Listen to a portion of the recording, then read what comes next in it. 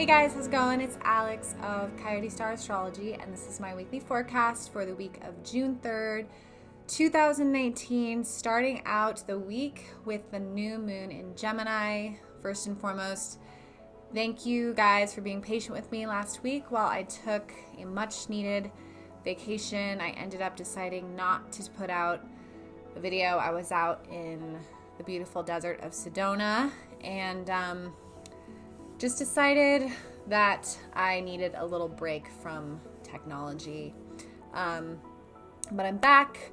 I am back to work. I'm taking readings this week, so if you would like to reach out to me for one, my email will be down below as always. So yeah, new moon today on Monday, June 3rd, new moon in Gemini. And we're coming off of last week's Mercury in Gemini in opposition to Jupiter in Sagittarius squaring Neptune. A lot of jargon that basically means confusion, and it very closely mimics a aspect we had a few weeks ago when we had Mars in Gemini in opposition to Jupiter in Sag squaring Neptune. You might remember that. Basically, this translates to us needing to step into a space of experimentation and being kind of okay with the mystery and being okay with gathering lots of different options and not feeling too stressed or too attached to having certainty around a certain area of our life. And of course, it depends on where Gemini rules your chart, because that's where a lot of this kind of scattered mutable energy might be impacting you. And I think how you're feeling about it very much has to do with how much you're willing to be flexible. So let's talk about why Gemini has to do with variety. If you watch me, you know that I really like to go into the psychology of why these signs have certain characteristics attributed to them. And this is what evolutionary astrology is. So Gemini evolves out of or follows the sign of Taurus, right? So in Taurus, we had very fixed value systems.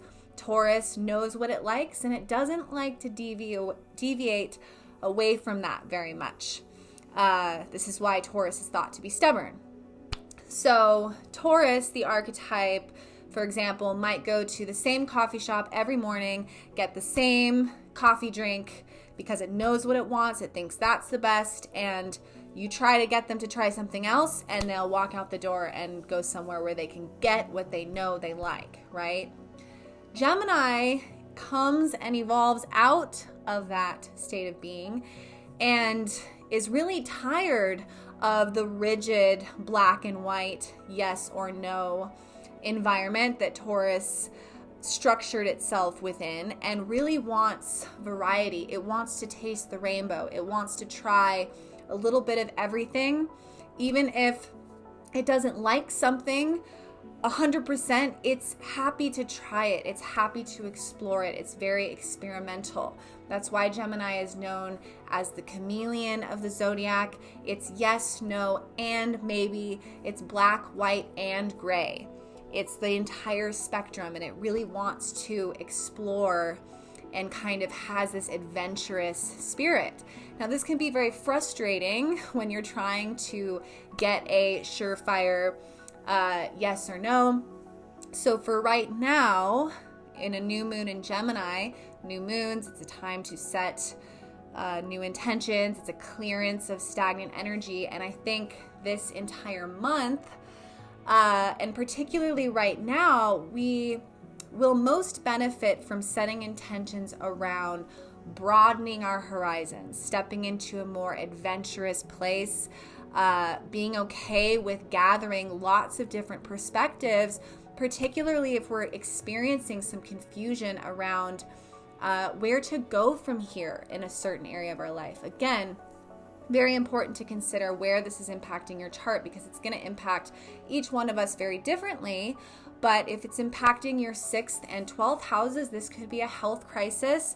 You might be experiencing a health issue, going to see different doctors and getting very different points of view on how to correct that issue, and feeling confused or scattered in which direction to go. If this is impacting your 1st and 7th houses, it might be feeling confused about what direction to take within a relationship. So it's really a time to be okay with the mystery and to welcome as many different points of view as possible and not shut out information and kind of dissolve and surrender into the adventure of the journey. We have Venus trining Saturn and Pluto beginning of this week. That happened a few days ago exact. So Venus in trine to Pluto and Saturn, it's a very creative energy, and it's very much inspired and really focused around our long-term goals. So one bit of caution that I'll give around especially the square to Neptune, because that can lead to a lot of illusion and deception. Have fun with the adventure, but make sure that whatever you're investing your energy in really has its roots in being supportive of where you're actually trying to go. This energy, especially with Sagittarius and Gemini, there's a lot of wanderlust that comes along with these two signs. Both signs like to go out on the quest and the journey. Your calendar might be filling up this month more than it has been in a while. You might feel like going on a journey or traveling, and all of that is very supportive. The energy is very supportive of that this month. Just making sure that going on that journey is going to be supportive of what you're trying to accomplish, because with Venus trining Saturn and Pluto, we're really in a good place to continue creatively actualizing where we're trying to go and not get too off track. Mercury opposing Jupiter, squaring to Neptune. We've been talking about this a lot, and I think we're going through even more of a detox of spiritual materialism during this time, because Jupiter in Sag retrograde is the guru, and when it's retrograde squared to Neptune, this can definitely be false prophets, false teachers. Gemini deals with the media, social media, technology, communication, looking at the media that we're welcoming into our life. Mercury rules our mind. It's our mental matrix. It's the circuitry of our mind, and wanting to look at the images and the information that we're allowing in to our field, and possibly using this new moon to kind of detox from spiritual junk food or spiritual materialism that's very egoic, that maybe isn't altogether very high frequency. I went on a little deleting spree on my Instagram recently, and it's nothing personal. It's just like, I have free will around this platform, and it has a huge influence on my mental state and my overall energetic field. And there are certain things that I've collected along the way that I don't really need at this point on my journey. So taking some, action-oriented steps in the right direction and taking responsibility and kind of filtering out the things that I don't really need. Then we switch gears massively. Just to wrap up the new moon, we have a full moon in Sagittarius on the 17th of the month. So this is very exciting because we're dealing with the polarity point of Gemini and Sag all this month, both which are on the quest for more knowledge. So from this new moon to the full moon in Sagittarius, we're really reaching for new horizons, like I said, and opening ourselves up to new information on our quest to highest truth and growth and knowledge. So that's kind of the energy for the month, I would say.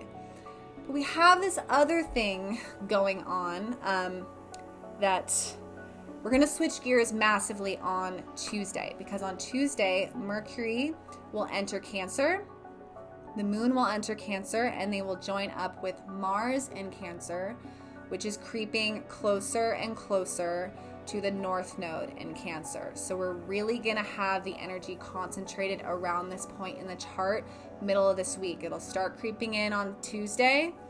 Wednesday, it's really going to kind of amp up, and into Thursday. So we've been talking about this nodal axis for a little while. For those of you who haven't been watching my videos, I'm going to go into a little of review for that so we're all on the same page. The nodal axis is the journey we are all on together as a collective towards evolving as a collective consciousness, and it's happening micro macro. It's happening in our personal lives on a day-to-day basis for each one of us uniquely, and it's also happening on a more massive, broad scale to the collective altogether. And this is the journey from the South Node in Capricorn to the North Node in Cancer. So this is moving away from the archetype of Capricorn, which is a more masculine energy. It's less emotional.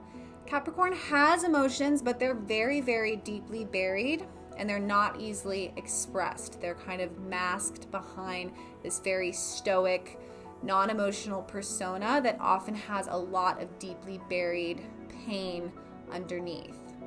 It's moving away from that, which is very much centered around work.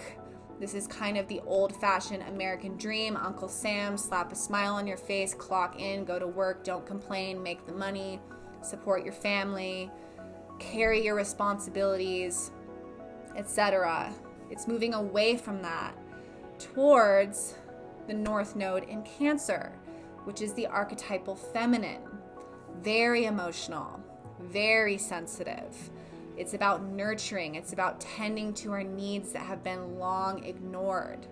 Cancer is about the archetypal mother. It has to do with ancestry and family and all of the childhood traumas that all of us, to a certain degree, carry. Either we experience the trauma or we soaked up like a sponge the pain of our parents or our siblings.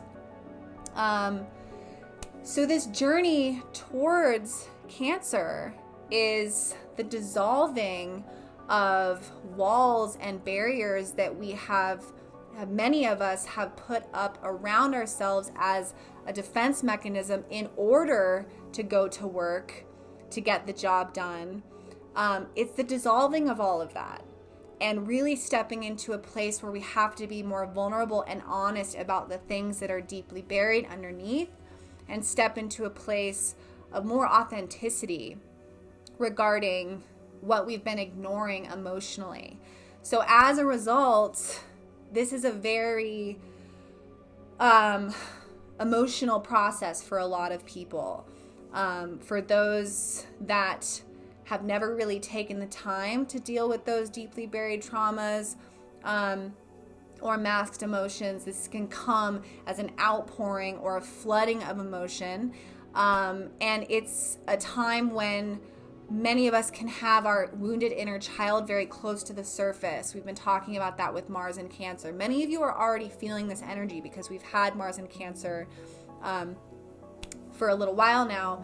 So if you've been feeling more emotionally sensitive recently, this is why. And middle of this week, we have Mercury and the Moon joining up with Mars conjunct the North Node. So more of this is kind of pushing to the surface and purging outwards. So there might be a situation calling for more vulnerability or deeply buried emotions coming to the surface in order to be dealt with. And Cancer, the archetype, is can get quite defensive. So remember, it's the crab. So there might be some people acting out or trying to push others away as they feel the inner stirrings of this process taking place. So I think when we put that together with the Gemini, which is a very social sign, and like I said, many of us might be having our calendars fill up this week and being called to meet new people, start new projects, open up to new possibility, open up to new horizons, but at the same time having to integrate this very vulnerable process. So I think it's about coming into new horizons whilst integrating this new vulnerable inner child with all of its desires that may have been pushed down for a really, really long time. And coming into these new social situations with that in tow, and having to kind of unveil a very vulnerable, intimate part of ourselves and be seen by others in that new evolved state.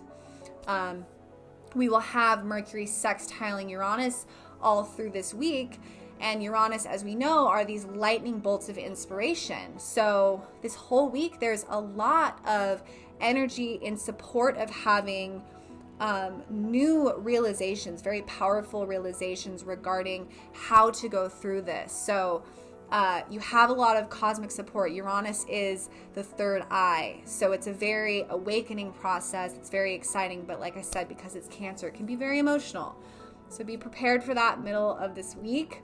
I was I was in a session with a beautiful woman this week, and she had already been feeling this Mars in Cancer energy, and I told her about the upcoming week, and she said, "Oh my God, I might need to call in sick." And I laughed, and it was just so perfect that she said that, because it's actually energy that is very supportive of that, because the North Node in Cancer is about getting away from Capricorn. Capricorn will not call in sick. Capricorn is the workhorse. It will go to work when, it really shouldn't, because it must get it done, and it's a perfectionist, and, it's kind of the workaholic. Cancer is, screw that, taking time off, I'm calling in sick, I'm wrapping myself in a blanket with some hot tea, and I'm going inward, and I'm doing this emotional processing, which is just as important, if not more, than success.